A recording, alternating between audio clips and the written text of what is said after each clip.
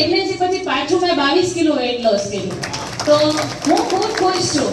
જન્મથી મારી એક જ ખ્વાહિશ હતી કે કોઈ પણ રીતે મારું વજન ઘટી જાય. મને એવી કંઈક વસ્તુ મળે કે હું લાઈફ ટાઈમ ફિટ અને તંદુરસ્ત રહું. અને સાચું કહું, કમાલ કોમ્યુનિટીનો છે, ઝૂમની અંદર સાંભળતા સેશનનો છે. કારણ કે હું ક્યારેય સલાડ નહોતી ખાતી. મને ચાવવું જ ન ગમે. એ કોણ ચાવે?